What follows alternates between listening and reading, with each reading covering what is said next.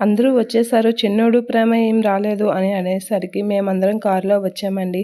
వాళ్ళిద్దరూ బండి మీద వస్తున్నారు అని వేదవతి అంటూ ఉంటుంది. ఇక ధీరజ్ ప్రేమ వాళ్ళైతే ఆటోలో వస్తూ ఉంటారు. ఇక ప్రేమ అయితే చాలా అలసిపోయి ధీరజ్ భుజం మీద అయితే వాళ్తూ ఉంటుంది. అది చూసి ధీరజ్ ప్రేమని అలా చూస్తూ ఉండిపోతూ ఉంటాడు. ఇక వాళ్ళైతే ఇంటి దగ్గరికి వచ్చేస్తూ ఉంటారు. ఆటోలో దిగి లోపలికి ఆటో రావడం చూసి రామరాజు వాళ్ళైతే అలా చూస్తూ ఉండిపోతూ ఉంటారు. ఇక ధీరజ్ అయితే ప్రేమని ఆటోలో నుంచి అయితే దించుతూ ఉంటాడు. అలా అది చూసి అదేంటి అని అయితే రామరాజు వాళ్ళైతే అలా చూస్తూ ఉండిపోతూ ఉంటారు. అలా ఇక ధీరజ్ ప్రేమ వాళ్ళైతే ఆటోకి డబ్బులు ఇచ్చి లోపలికి వస్తూ ఉంటారు. అదేంట్రా వీళ్ళు బండి మీద వస్తున్నావని చెప్పారు, ఆటోలో వచ్చావేంటి అని అడుగుతూ ఉంటాడు రామరాజ్ ధీరజ్ని.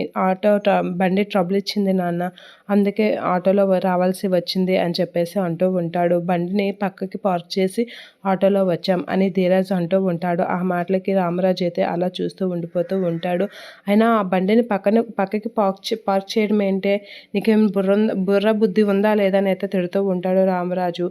నీకు అసలు ఏమైనా బాధ్యత లేదా అని అనేసరికి ప్రేమ షాక్ అయ్యి అలా చూస్తూ ఉండిపోతూ ఉంటుంది. ఇక శ్రీవల్లి అయితే నవ్వడం స్టార్ట్ చేస్తూ ఉంటుంది. ధీరజ్ని అయితే తిడుతూ ఉంటాడు. ఇంకెప్పటికి బాధ్యత వస్తుందా, ఇంకా నీకు ఎప్పటికీ బాధ్యత రాదా, ఎప్పుడు ఇలానే ఉంటావా, నీకు బాధ్యత లేకుండా ఎలా ఉంటున్నావు రాచి అని అయితే తిడుతూ ఉంటాడు రామరాజు ధీరజ్ని. అలా రామరాజు ధీరజ్ని తిట్టేసరికి ప్రేమ అయితే అలా చూస్తూ ఉండిపోతూ ఉంటుంది. శ్రీవల్లి అయితే నవ్వుతూ ఉంటుంది.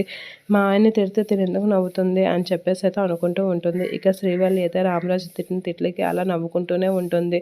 అలా నవ్వేసరికి ప్రేమ అయితే చాలా ఫీల్ అవుతూ ఉంటుంది. ఇంకా ఎక్కువగా నవ్వుకొని శ్రీవల్లి అయితే చేయి అడ్డు పెట్టుకొని ఇంకా ఎక్కువగా నవ్వుకుంటూ ఉంటుంది. అలా నవ్వేసరికి ప్రేమ అయితే చాలా ఫీల్ అవుతూ ఉంటుంది. ధీరజ్ని తిట్టినందుకు శ్రీవల్లి నవ్వుతున్నందుకు బాగా ఫీల్ అవుతుంది ప్రేమ.